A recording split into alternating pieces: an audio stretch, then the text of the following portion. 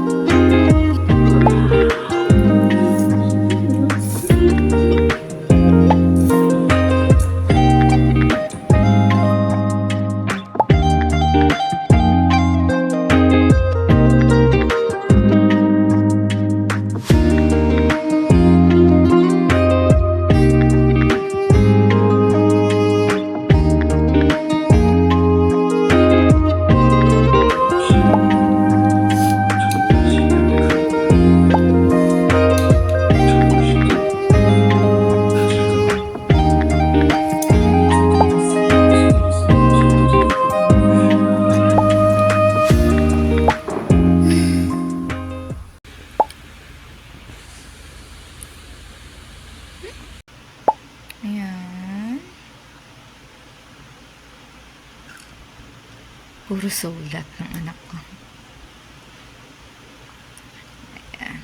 So, sana magustuhan nila.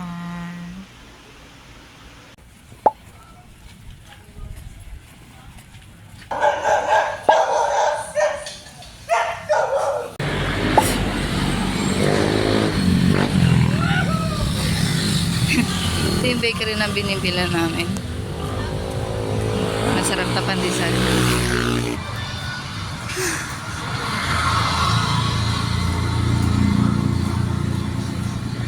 Pagod na ako.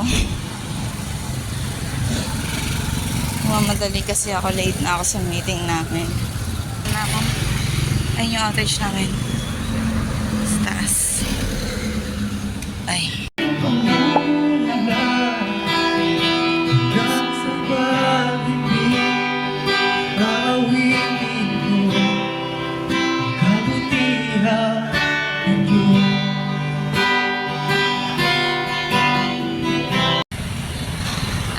So, kakatapos lang ng practice namin.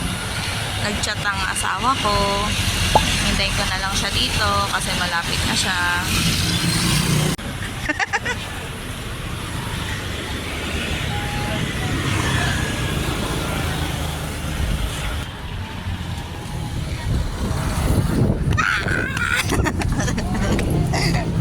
Anong walang mabangga siya? Tatakot sa Oh, ganon?